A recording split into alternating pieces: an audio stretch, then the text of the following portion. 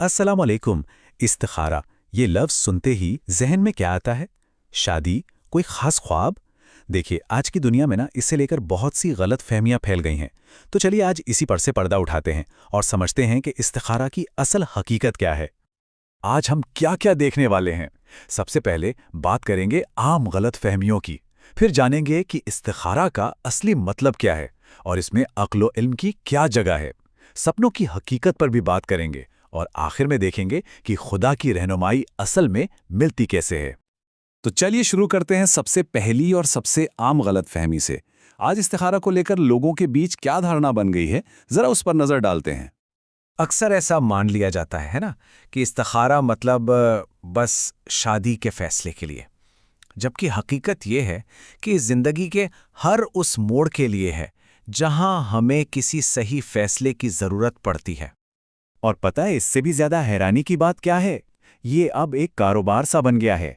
लोग फोन पर, टीवी चैनलों पर दूसरों से अपने लिए इस्तिखारा करवा रहे हैं, जो इसकी असल रूह के आप कह सकते हैं बिल्कुल खिलाफ है। और शायद सबसे बड़ी गलतफहमी तो ये है कि इस्तिखारा करने के बाद कोई चमत्कारी ख्वाब आना ही आना है, जिसमें एकदम साफ साफ इशारा मिलेगा कि हाँ करना है या ना।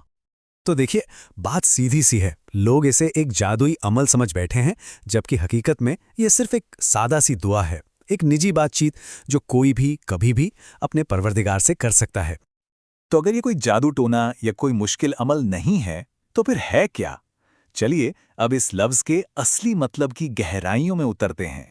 अरबी जबान में इस्तिखारा का मतलब बहुत ही सीधा सा है। इसका मतलब है खुदा से खैर मांगना, यानी भलाई मांगना। बस इतना ही। इसमें कोई रहस्य, कोई कॉम्प्लिकेशन है ही नहीं। और ये बात पूरी तस्वीर को साफ कर देती है कि ये एक दुआ है, बिल्कुल वैसी ही जैसे हम अपनी रोजमर्रा की जिंदगी में दूसरी दुआएं मांगते हैं। कोई अलग से खास रस्म नहीं। अच्छा, अब आते हैं सबसे जरूरी हिस्से पर। इस्तिखारा करने का सही तरीका क्या है, क्योंकि अक्सर लोग इस प्रोसेस को बिल्कुल उल्टा समझ लेते हैं। देखिए, सही तरीका असल में ये है। पहला कदम, अपने इल्म और अपनी अक्ल, अपनी समझ का पूरा पूरा इस्तेमाल करें। दूसरा कदम, उस बुनियाद पर मामले के बारे में सोचें और एक फैसला लें। और फिर आता है तीसरा कदम, उस फैसले में खैर और बरकत के लिए खुदा से दुआ करें। ये एक लाइन समझे पूरे फलसफे को बयान कर देती है। मतलब पहले अपनी तरफ से पूरी कोशिश, पूरी मेहनत, पूरी रिसर्च करें और फिर अल्लाह पर भरोसा करके मदद मांगे।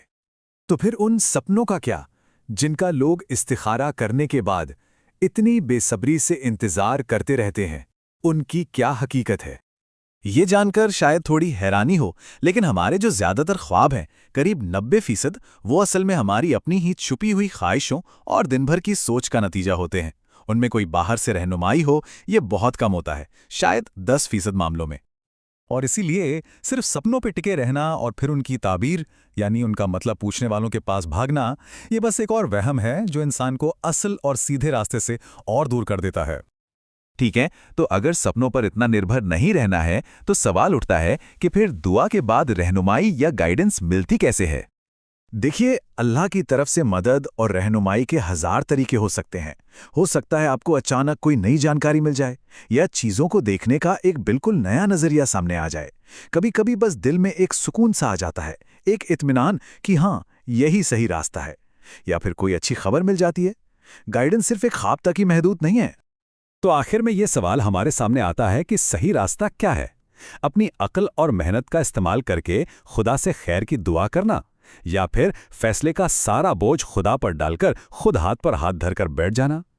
इस्तिखारा की असल रूह जिम्मेदारी से भागना नहीं, बल्कि अपनी जिम्मेदारी निभाने के बाद अल्लाह से बेहतरीन नतीजे की उम्मीद रखना है।